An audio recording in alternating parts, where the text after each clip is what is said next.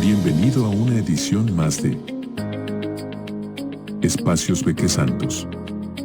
Conversaciones con especialistas y emprendedores que te sirvan para tomar decisiones sobre el futuro, tu gente, las tecnologías y más.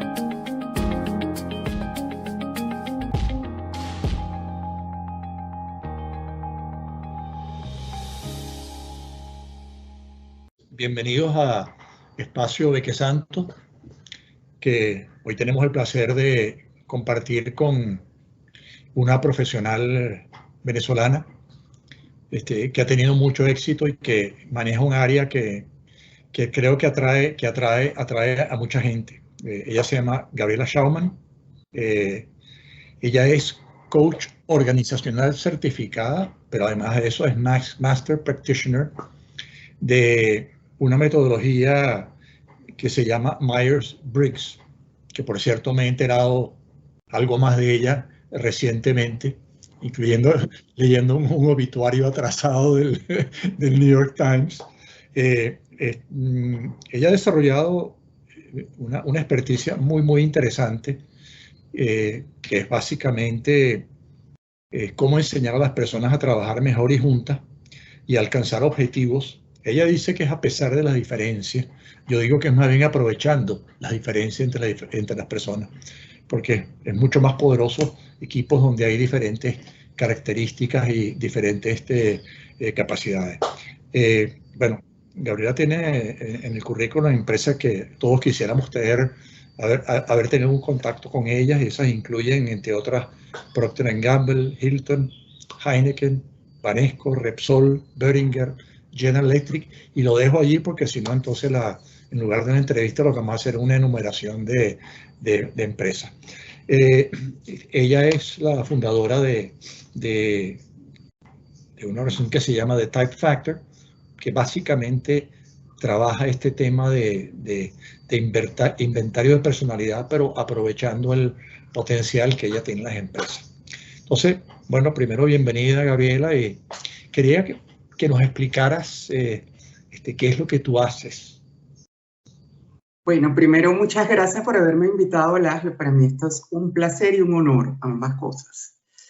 ¿Qué es lo que yo hago? Pues fíjate que es una muy buena pregunta, porque una vez hablando contigo me di cuenta que tú eres una persona muy sintética y yo soy mucho menos sintética, yo hago menos síntesis, yo me explayo más. Y bueno, por supuesto, eso tiene justamente que ver con nuestro tipo de personalidad. ¿Pero qué hago yo? Yo te diría que yo enseño a las personas, como dijiste tú, a sacarse el mayor potencial de acuerdo a sus características de personalidad, que de acuerdo a la teoría que maneja esto, son natas. Tú naces en tu ADN con unas tendencias de personalidad. ¿Qué sucede? Que eso no es lo único, pues vas a tener un ambiente que hace que te desarrolles de una manera u otra, pero tu tendencia nata está ahí. Y la mayor parte de nosotros no la conoce. Por lo tanto, quizás no nos podemos sacar todo el provecho ni llegar a ser nuestra mejor versión de una manera muy rápida. ¿Qué es lo otro? Que una vez que tú empiezas a interactuar en el mundo, tú empiezas a interactuar con otros que muchas veces no son iguales a ti. A través del tiempo te habrás dado cuenta que tienes más afinidad con unos que con otros. Pero nosotros no podemos escoger ni a las personas con las cuales trabajamos. Muchas veces no, bueno, por supuesto, no escogemos a nuestra familia, y muchas veces incluso las personas a las que escogemos, pues tenemos diferencias. La mayor parte de las veces esas diferencias son vistas como algo negativo, si somos honestos. Mucha gente dice, ay no, Gabriela, es una maravilla. Sí, claro, es una maravilla porque somos seres desarrollados, pero en el fondo, cuando estamos buscando un objetivo y tú ves blanco, yo veo negro, pues la cosa se complica. ¿Qué hace esto? Esto desarrolla inteligencia relacional. ¿Por qué? Porque primero te da autoconocimiento para ver dónde estás parado tú, y después con ese mismo lente óptica ve al otro con sus diferencias. Identificas dónde están las diferencias y te explica esas diferencias. Y ya te das cuenta que no son ni buenas, ni malas, ni mejores, ni peores. Cada una trae fortalezas que si se exageran se pueden convertir en una potencial debilidad. Pero al entender esto, como dices tú, como yo decía que trabajas bien a pesar de las diferencias, lo que tú has dicho es brillante. realmente la misión final es aprender a aprovechar constructivamente las diferencias. Porque entre más diferencias haya, pues más puntos de vista va a haber y probablemente vamos a llegar a conclusiones y soluciones muchísimo más completas y mejores. Lo que hace esto es que te explica cómo relacionarte con esas diferencias para que en lugar de que sean un problema y originen un conflicto, pues abran puertas de oportunidad. Gabriela, ¿cuáles son los perfiles básicos de acuerdo a este, por supuesto, a este enfoque que, si no me equivoco, está basado en las ideas del famoso psicólogo Jung? Es correcto. La teoría viene del psicólogo de Jung y fue puesta en práctica con el Myers-Briggs por estas dos mujeres cuyo obituario viste ahora que salió en el New York Times, que es muy interesante decirlo porque esto tiene más de 70 años de creado y han creado muchas otras metodologías para medir personalidad, pero esta sigue siendo la más utilizada y la más respetada del mundo. ¿Ok? Tú dices que qué perfiles hay. Es muy sencillo de entender. Básicamente, Jung dice que las personas somos diferentes por diferencia de nuestros procesos mentales. Y esos procesos mentales tienen que ver en la forma que nosotros percibimos información y el tipo de información que solemos ver y que necesitamos y los parámetros a la hora de tomar decisiones. ¿Ok? Entonces, básicamente son 4 escalas. La primera tiene que ver con nuestra fuente de energía y esa la entiende mucha gente. Hay gente que prefiere energizarse hacia afuera, prefieren extraversión, entonces tienden a generar grandes redes de contacto, se energizan estando con otras personas, en mucha actividad. Y en el otro polo están las personas que se energizan hacia adentro, prefieren introversión, entonces justamente se desenergizan con eso que energizan los extravertidos. Y necesitan muchísimo más tiempo solos, les gustan las actividades solitarias y tienden a ser muy profundos. Y si esto no se entiende, genera unos conflictos y unos cortocircuitos tremendos. Y como digo yo, a nosotros no nos enseñan nada de esto, nos deberían enseñar esto en el colegio cuando estamos saliendo al mundo y no nos lo enseñan. Y es muy interesante porque yo estaba justo antes de empezar esta conversación contigo pensando que tú estás en un área que es el área de tecnología. Básicamente, tú eres muy sabio en esa área. Más o menos. Bueno, más o menos. Vamos a decir que más o menos sabio. Pero básicamente, hoy en día estamos viviendo una era de tecnología, la 4ª revolución industrial, el conocimiento tecnológico. Y entonces a las personas que no están en el área de tecnología se ven obligadas, ¿verdad? De una de otra manera de integrar eso en sus vidas. Pero yo digo que al revés, las personas que están metidas en el área tecnológica no se han visto obligadas a integrar esta otra parte, que es la parte de la relación humana, de generar rapport, conexión, habilidades blandas, que hoy en día se llaman no blandas, sino power. Son de poder. ¿Por qué? Porque no podemos hacer nada solos. Y si no logramos desarrollar estas capacidades, pues nuestros objetivos van a ser mucho más difíciles de alcanzar. La tecnología se vuelve inútil si no sabes aplicarla, si no la sabes transmitir, si no compartes con otra gente. Si no colaboras, si no hay un equipo ágil donde todos confíen unos en otros. Para confiar en otros, lo tienes que entender.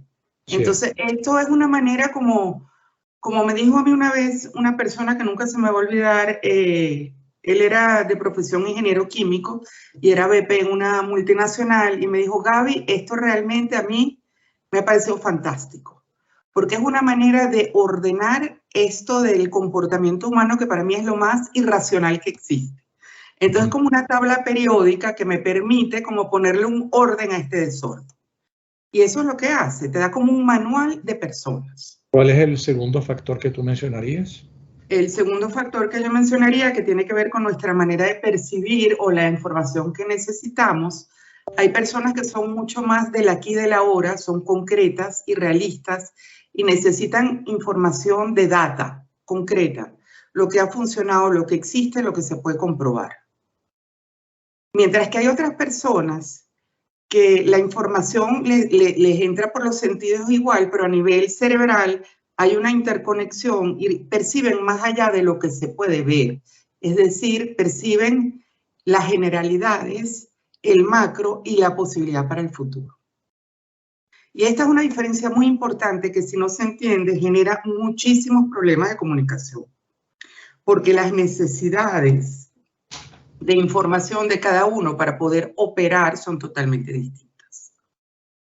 Entonces, si yo a una persona que prefiere sensación, lo que le doy es el macro, la posibilidad, la visión a futuro, se va a quedar, ok, y yo necesito lo concreto, pero necesito ponerme operativo.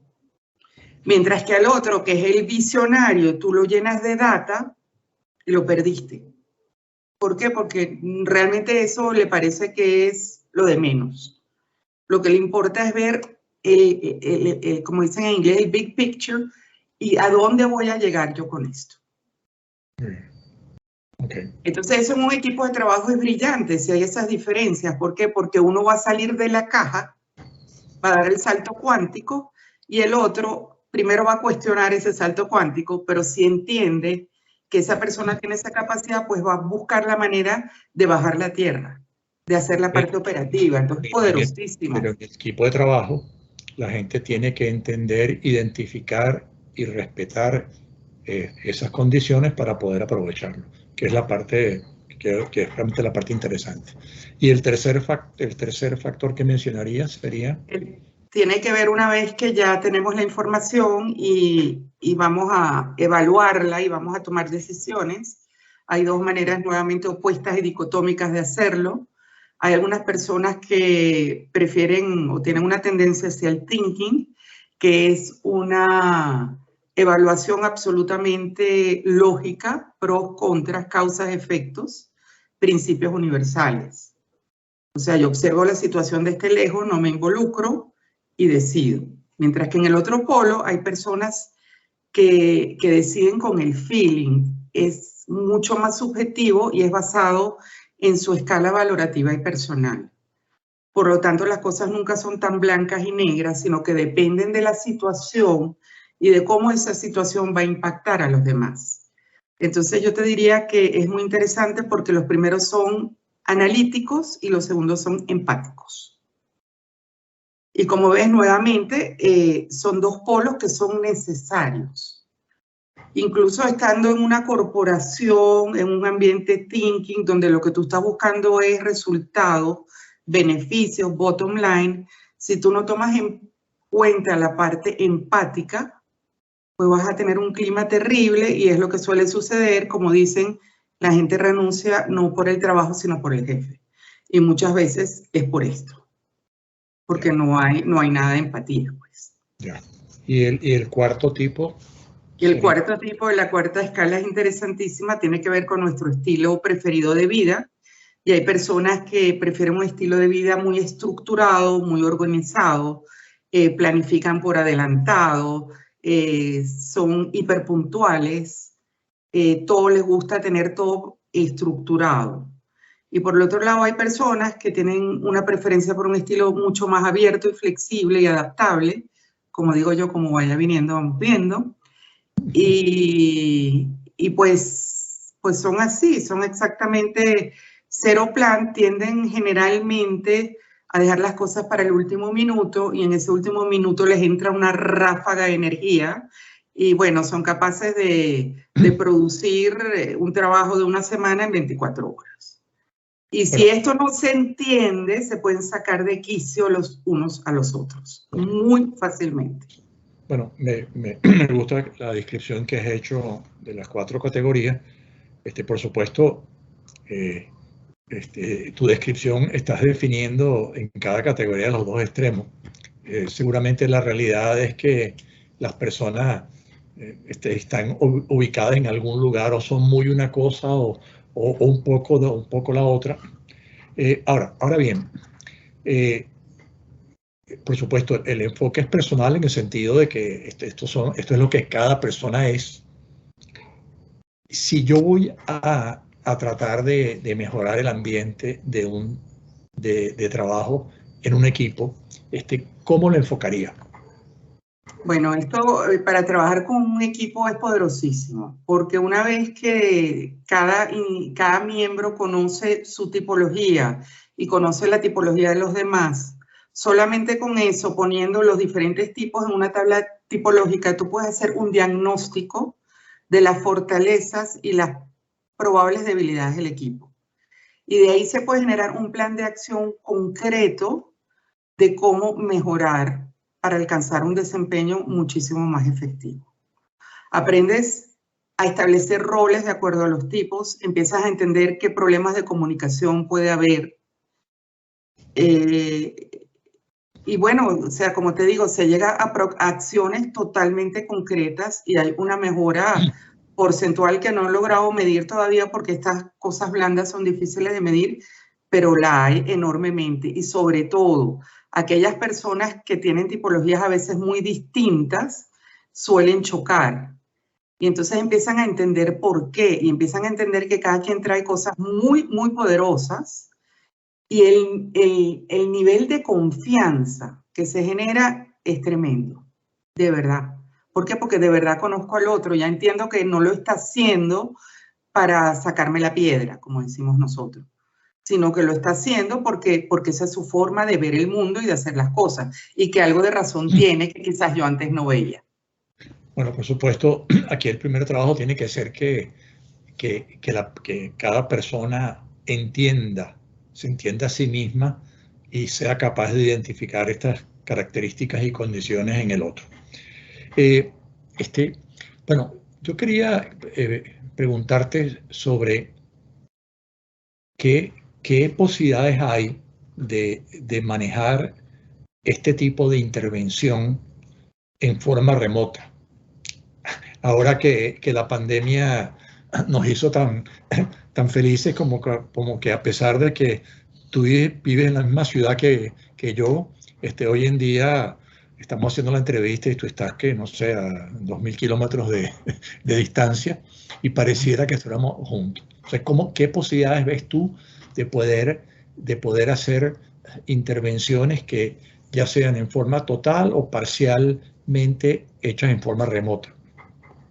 Bueno, me parece brillante esa pregunta porque como la mayor parte de los seres humanos nos hemos tenido que reinventar en la pandemia. Yo tenía 20 años trabajando presencialmente y nunca me imaginé que algo tan humano y tan personal como inteligencia relacional pudiese migrar a la forma digital. Y durante pandemia no me quedó otra que hacerlo y básicamente lo hice porque estaban en sus casas y hubo muchísimos problemas con muchísimas personas que se sentían muy mal cuando empezaron con esto de las reuniones virtuales y a trabajar en home office. Y fue interesante porque fue de manera natural que migré, porque el tema que empezamos a tratar al principio era justamente cómo nuestras preferencias de personalidad estaban afectando nuestra reacción a esto. Entonces fue muy interesante ver, por ejemplo, cómo los extravertidos sufrieron muchísimo más que los introvertidos. Los extravertidos estaban desesperados después de un tiempo. ¿Por qué? Porque yo necesito irme hacia afuera a energizarme y no lo puedo hacer. Entonces, ¿qué pasó? Que empezaron todas estas cosas virtuales de que el café virtual, el yoga virtual, todo virtual porque yo necesito y salía de una a otra hasta que nos convertimos en vez de estar en Zoom, yo decía que estábamos en zombies, o sea, nos convertimos en zombies. Mientras que algunos introvertidos llegaron a decirme, oye, yo te voy a confesar algo que sé que no es políticamente correcto decirlo, pero a mí esto de la pandemia me ha caído estupendamente. ¿Por qué? Porque estoy en mi lugar, estoy tranquilo, no tengo que salir a interactuar con el mundo. Y fíjate, de esa manera, pues poco a poco fui como estructurando y hoy en día soy capaz de dar este entrenamiento o estos talleres, porque realmente son talleres de mucha participación, totalmente online, como dices tú, sincrónicos, o sea, como digo yo, talleres en vivo. Pero ahora también, como veo que todo esto cada vez tiene más potencia, pues hasta estoy planteando hacer el entrenamiento básico de manera de e-learning, que se puede hacer, para que las personas en las empresas, pues sencillamente a su tiempo y a su comodidad, puedan tomar el entrenamiento básico, ya salir con su perfil de personalidad y con un coaching entendiendo qué implica eso y qué debe hacer cada quien, pues para llegar a ser su mejor versión. Entonces, bueno, la parte humana se combina con la parte digital y eso es lo bonito, lo hermoso, lo que yo creo que va a abrir un mundo de posibilidades. Pero tenemos que tener balance, ni tan tecnológico ni tan humano, sino en el medio. Bueno, esta explicación tuya a mí me da risa porque yo sé que tú has hecho mucho énfasis en que yo soy extravertido, pero realmente yo no sufrí tanto con el apartado porque creo que tengo un componente de introversión también que me permitió aprovechar un poco los dos lados. Que yo no realmente, cuando nos quedamos nos quedamos aislados del mundo, yo busqué la manera de adaptarme a él, lo cual de nuevo vuelve a lo mismo. O sea, no somos extremos y cada uno tiene sus diferentes componentes de una o de otra categoría. Yo creo que es importantísimo lo que estás diciendo, Laszlo, y lo dijiste perfectamente. O sea, yo cuando digo esto y hablo, generalmente tiendo a ser muy extrema, blanco y negro, sí. Para ser pedagógica. Pero cada uno de nosotros tiene intensidad de preferencias diferentes, tiene maneras diferentes de expresarlas, o sea, todos somos únicos. Entonces no es que, yo prefiero extraversión y entonces sufrir, no, de repente yo prefiero extroversión, pero como dices tú, he desarrollado mi otra mano y también lo hago muy bien, pues soy más balanceado quizás en la intensidad de mi preferencia y bueno, me fue bien. Pero en general sí noté eso. Con las personas que tenían tendencias a extraversión muy fuertes, el sufrimiento en pandemia, bueno, todos sufrimos porque fue una disrupción, pero para ellos fue muy duro. Muy duro. Sí, muy duro. Mira, nos quedan unos pocos minutos. Yo quería hacer un comentario que, no sé, después dame tu opinión al respecto. Sabes que uno cuando lee los obituarios, que por cierto, de vez en cuando leo alguno, uno siempre extrae algo. Me pareció muy interesante que las creadoras de este inventario de personalidad fueran madre e hija. Es una combinación no muy común en el desarrollo, cuando se desarrollan cosas. Segundo, que me pareció interesantísimo, es que no eran profesionales del área psicológica. Era gente absolutamente práctica y que dentro de su practicidad se encontraron con las teorías de Jung y además tuvieron la enorme oportunidad y suerte de incluso conocer a Jung y de compartir con él. Entonces, mi conclusión al final es que esto es una metodología sumamente práctica.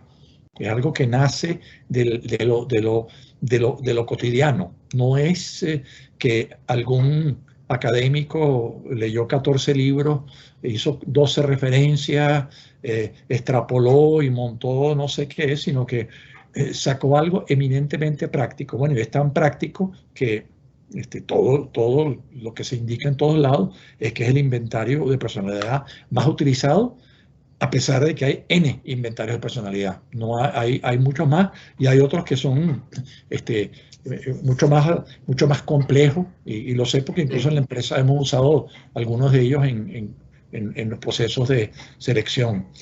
No sé si estás de acuerdo con lo que es con mi conclusión del obituario. Me encantó lo que dijiste. Fíjate que la historia de estas dos mujeres es muy interesante. Y bueno, como todo en la vida, yo no sé hasta qué punto es realidad o no. Yo un día me voy a meter seriamente a investigar, pero lo que se dice por ahí, en el ámbito donde nos movemos, es que la mamá era una fanática, le encantaba observar a la gente, dice, oye, qué diferente, mira cómo actúa esto. Totalmente empírico, totalmente empírico.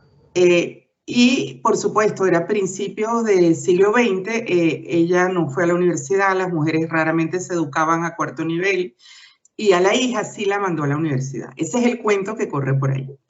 Y la hija va a la universidad y conoce a un chico y se enamora y lo lleva en vacaciones de Navidad a su casa a presentárselo a la mamá.